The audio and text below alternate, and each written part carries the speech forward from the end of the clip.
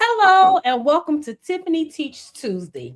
Thank you for tuning in every third Tuesday of the month to hear my opinions and thoughts and knowledge base about things that affect real estate and in real estate.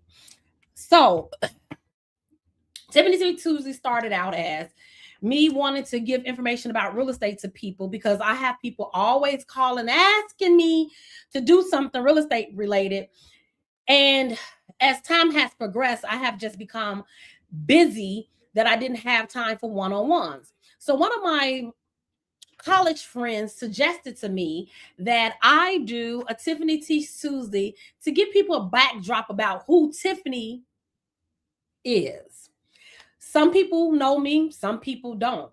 You all tune in every third Tuesday of the month to hear about Tiffany Teach Tuesday, the things that are my thoughts and information about real estate.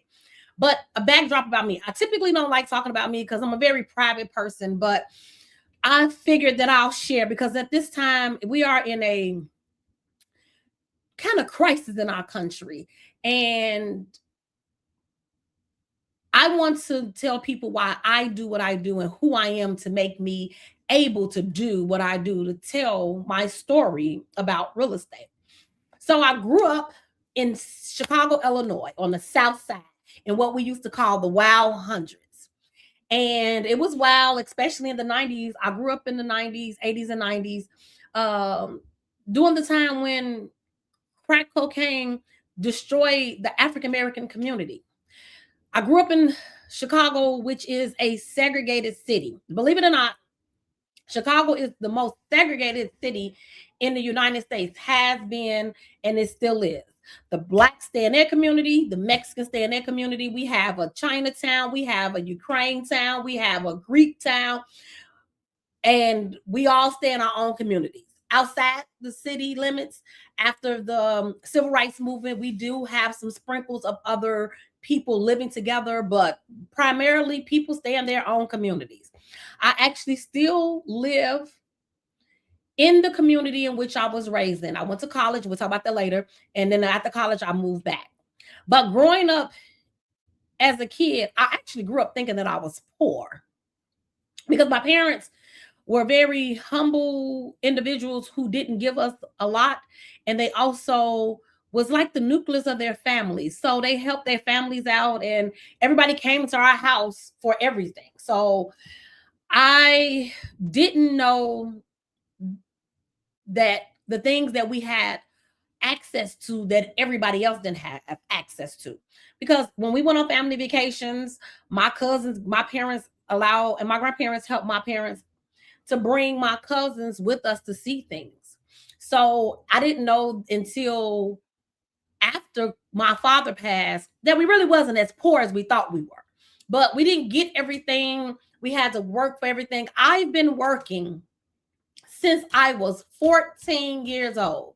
When I started high school, I used to sell candy out of my backpack, jujubes, juices, and I've been a hustler all my life. So it didn't start just with me becoming an adult and thinking I wanted to start my own business. It started from when I was younger.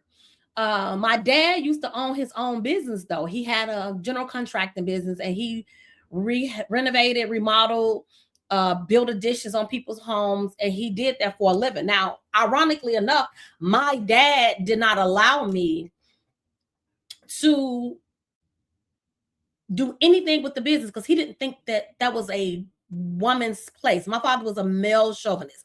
He had his perception of what women do versus what men do. So I have siblings. I have some brothers and a sister. So my brothers, they had the opportunity to work with my dad hands on in the business. So, but I always did stuff like I asked my dad to put something together, and if he take too long, I'll put it together myself. Like I got this. So I've always been good with fixing things and rebuilding stuff and putting things together. That was just something in me. So I went to college. I graduated from, I didn't go to high school in my neighborhood. I went to high school in another neighborhood.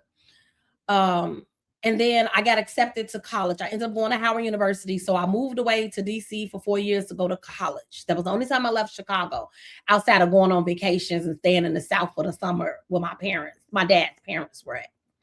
And while I was in college, I practiced. I went to Howard University, and I practiced.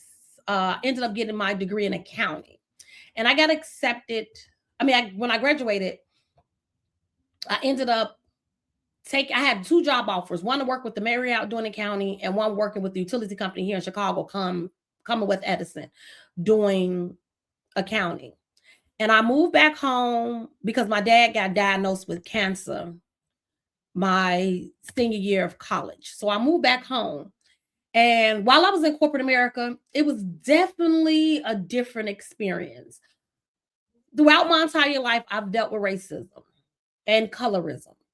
I've had people to tell me they didn't want to do business with me because I was black.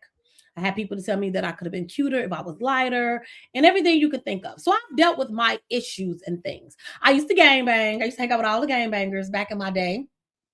If you wasn't banging, you wasn't hanging. And I did my share of dirt as a kid that I'm not proud of. It's not my uh it didn't define who I am. It just helped mold and shape who I became in life. And so while I was working in corporate, I am very, very pro-black. For those who don't know, I love my people, and I will stand true to that.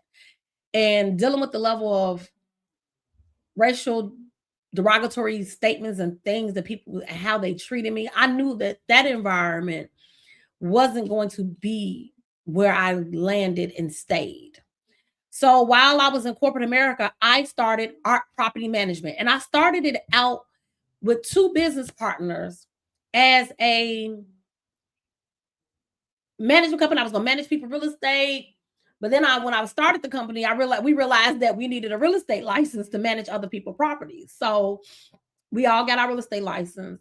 And our property management stands for Anita, Robin, and Tiffany. Those used to be my business partners, and I'm the sole business partner now. I mean, sole owner of the company now. They're no longer a part of the business.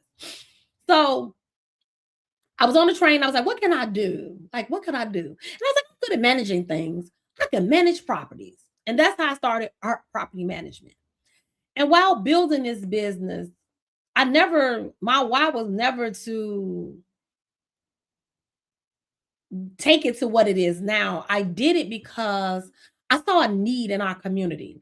Remember, I told you in the beginning, we live in a segregated city, and housing, our people are a lot of times misrepresented in housing. We don't get dealt the greatest hand in housing. So I was 22 years old, and I decided that I wanted to manage real estate. And so I started managing the buildings. Well, in the process of me managing the buildings, I had clients like, well, if you can manage it, can't you sell it to me? I was like, yeah, I can sell it to you. Then they was like, well, if you manage it, I need somebody to do the work. You know, somebody that can do the work, which my dad happened to be able to do the work. So my dad started working with me in the business. So while I was working my full corporate job, I was running our property management. And then me and corporate didn't see eye to eye. I left corporate and was running my business full time. And I decided to go back to school and get a degree in counseling. So I became a school counselor, and I ended up getting hired in my practicum as a school counselor. So while I was doing the school counseling thing, business was growing. It was when the market was, you can get a loan with just your social security number. They didn't need any supporting documents. They was doing subprime loans, and anybody can get it. Even a cat can get a loan, but they had a social security number to go with it. And some of it was undocumented. They didn't have anything. So during that time, I got to see a lot happening in the market. And at that time, I knew then that the market was not going to be sustainable with these prices and the rents not going up. So I still a school counselor. I was working on my MBA. So I got an MBA, ended up getting an MBA too, in focusing human resources, labor relations. And while I was doing that, the market crashed. My dad passed, who was really motivational to me doing this business. And I didn't know if I wanted to do it anymore. I didn't see the light at the end of the tunnel. But I was dating this guy, and he saw something in me that I didn't see, that I was really good at this. So I ended up quitting my education job after 10 years because I told my dad after this business, if I'm in it for 10 years, if it don't work for me, I'll leave education and focus on the business full time. And education wasn't working for me because I was working for some more fools. And I decided to focus on real estate full time. Now, I have been doing this full time now for June to be 13 years. And when I quit, it was a struggle.